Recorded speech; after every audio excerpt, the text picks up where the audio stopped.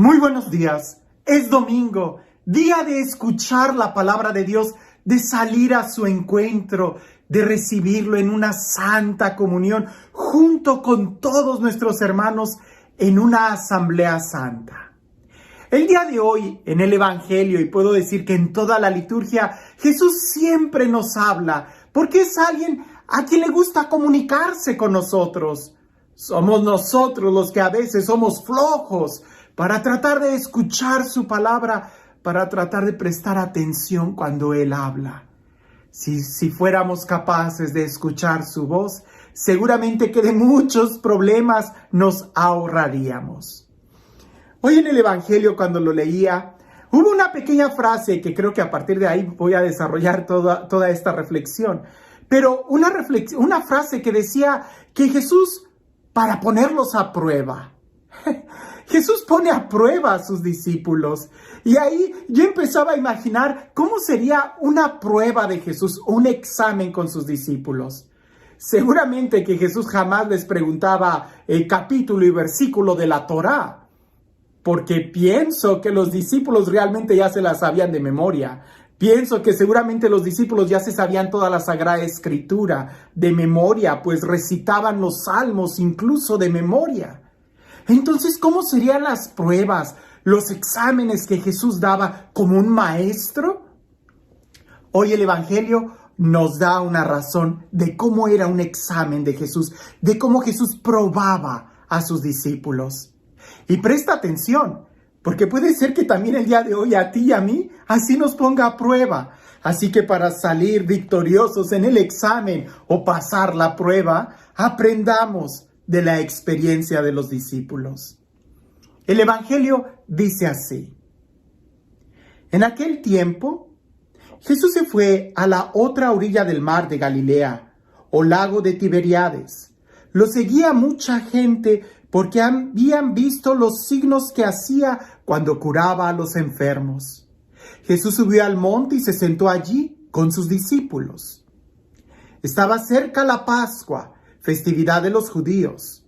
Viendo Jesús que mucha gente lo seguía, le dijo a Felipe: ¿cómo compraremos pan para que coman estos? Le hizo esta pregunta para ponerlo a prueba, pues él bien sabía lo que iba a hacer. Felipe le respondió: ni 200 denarios de pan bastarían para que cada uno le tocara un pedazo de pan. Otro de sus discípulos, Andrés, el hermano de Simón Pedro, le dijo: aquí hay un muchacho que trae 5 panes de cebada y 2 peces. Pero, ¿qué es esto para tanta gente? Jesús le respondió: dígale a la gente que se siente. En aquel lugar había mucha hierba. Todos, pues, se sentaron allí y tan solo los hombres eran unos 5,000. Enseguida tomó Jesús los panes y después de dar gracias a Dios, se los fue repartiendo a los que se habían sentado a comer. Igualmente les fue dando de los pedazos de pescado, les fue dando de los pescados todo lo que quisieron. Después de que todos se saciaron, dijo a sus discípulos: recojan los pedazos sobrantes para que no se desperdicien. Los recogieron y con los pedazos que sobraron de los 5 panes llenaron 12 canastos. Entonces la gente, al ver el signo que Jesús había hecho, decía: este es en verdad el profeta que habría de venir al mundo. Pero Jesús, sabiendo que iban a llevárselo para proclamarlo rey, se retiró de nuevo a la montaña él solo. ¿Pusiste atención en qué consistía la prueba que Jesús hace a sus discípulos? Les pregunta: ¿cómo compraremos pan para todos ellos? E inmediatamente Felipe saca números. Siempre en un grupo de amigos hay alguien demasiado intelectual que le gustan las estadísticas, que le gustan los números, pero muchas veces eso nos detiene a poder responder correctamente. Felipe da números y dice, ni 200 denarios de pan bastaría, así como diciendo, no hay forma, no hay forma. Un rotundo negativismo, no hay forma, ni 200 denarios de pan. Pero por ahí también está Andrés, que Andrés no es que dé una respuesta muy buena, pero abre un poquito la posibilidad de un milagro. Andrés dice, aquí hay algo, pero no alcanza para todos. Aquí hay algo, pero ¿qué es esto para tanta gente? Ahí nosotros pudiéramos decir que Andrés hace algo correcto, da el inicio, da la semilla, ofrece algo, pone algo de su parte y quizás no es mucho, él mismo lo dice, pero ¿esto qué es para tanta gente? Pues nada, pero si no empiezas con algo, entonces nunca vas a tener algo. Piensa en esto. En un gran maratón de grandes kilómetros y millas, aunque sea una distancia muy larga, jamás vas a llegar a la meta si no das el primer paso. Y el primer paso contra millones de pasos que vas a tener que dar para llegar al final del maratón, seguramente es nada. Pero si no das ese paso, aunque aparente ser nada, nunca llegarás a la meta. Es que no deberíamos ni siquiera de llamar nada, es un paso y la suma de muchos pasos es llegar a la meta. Alguien pudiera decir 5 panes, 2 peces, pues ¿qué es esto para tanta gente? Pues ya es algo, es el principio de algo. No lo compares con lo todo, más bien míralo como el principio. Porque si inmediatamente lo despreciamos diciendo, pues esto es nada, no alcanza, pues entonces no vas a hacer nada, te vas a quedar igual, no vas a dar ni un paso para llegar a la meta. Y aquí se trata, y esa es la diferencia entre Felipe, que Felipe contó, que Felipe sabía más o menos cuántos denarios se necesitaba para dar de comer a toda esa gente, pero no ofreció nada. No te sirve saber cuántos pasos tienes que dar para llegar a la meta. Lo que más te sirve es dar el primer paso. Y ahí es donde sucede el milagro. Ahora, encontramos 3 actitudes. La primera es una rotunda negatividad de Felipe, ¿verdad? Diciendo, ni 200 denarios, nada, no hay nada, no se puede. Encontramos la de Andrés, pues aquí hay algo, pero no es suficiente. ¿Qué es eso para tanta gente? Y la tercera actitud, que es la más importante, es la de Jesús. Jesús no menosprecia esa cantidad de panes y peces. Al contrario, los toma y da gracias. ¿Te das cuenta? Jesús los toma y da gracias. Da gracias de poder dar un paso para llegar a la meta. Da gracias de tener algo en ese momento. Quizás sí, efectivamente, no es mucho, pero ya es el principio, es una semilla, es el inicio de algo. Cosa que Felipe nunca pudo ver por quizás su pensamiento un poquito negativo.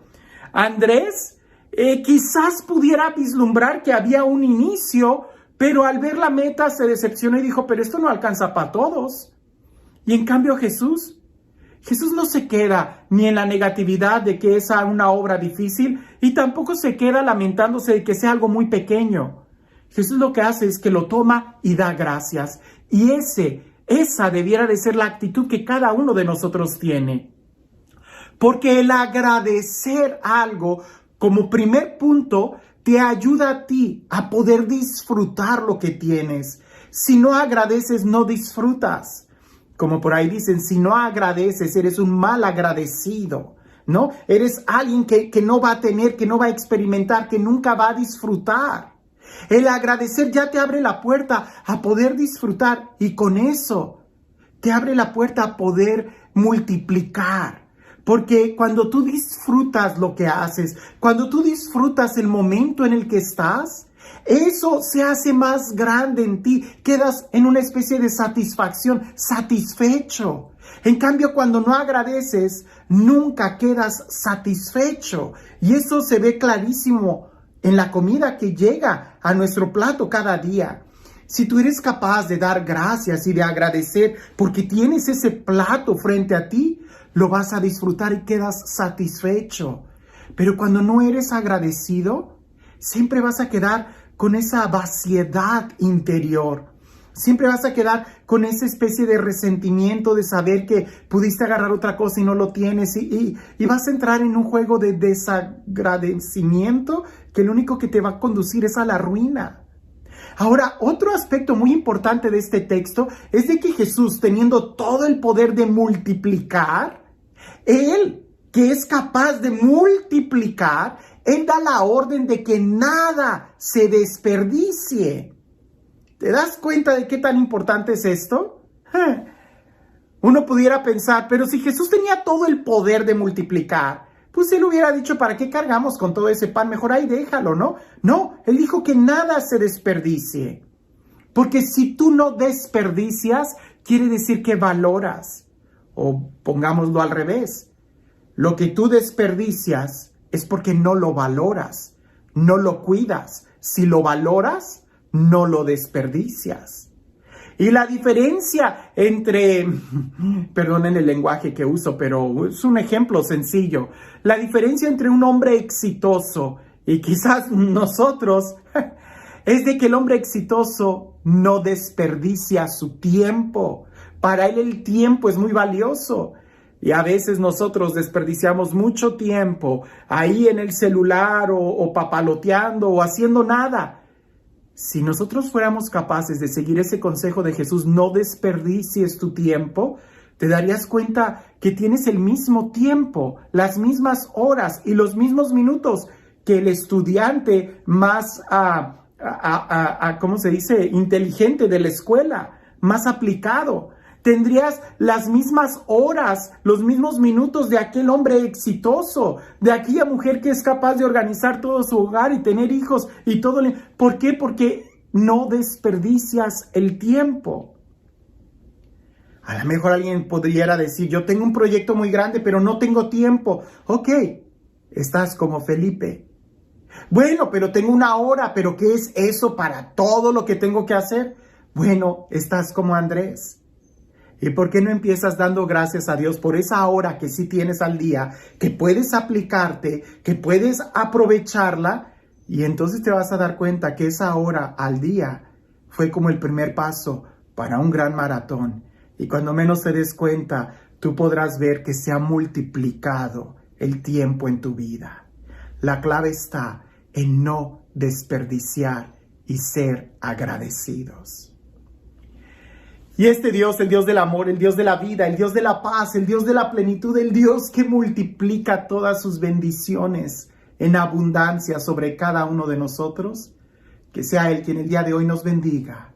En el nombre del Padre, del Hijo y del Espíritu Santo. Hace mucho tiempo escuché una reflexión sobre la importancia de escuchar la voz de Dios y de no desperdiciar nada. Y utilizaron el texto de José el Soñador, aquel texto del Génesis, cuando Dios a todo mundo le revela su plan. Dios revela que va a haber una prosperidad en Egipto y después va a haber una gran hambruna y nada se tenía que desperdiciar. Pero el faraón, porque no conocía a Dios, no escuchó su voz y no entendía aquella revelación que Dios le estaba dando al faraón.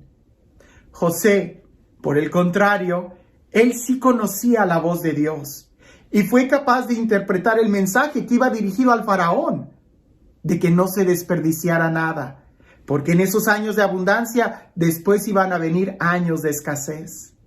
Hermano, yo no sé de qué manera Dios nos debe de hablar el día de hoy, pero deberíamos de cuidar todo y de no desperdiciar nada, empezando con todas las oportunidades que tenemos para vivir en paz, para vivir en amor, para dialogar. Si tenemos que reconciliarnos, hay que reconciliarnos. No desperdicies ninguna oportunidad, porque mañana no sabemos si vaya a existir o no. Que tengas un excelente día.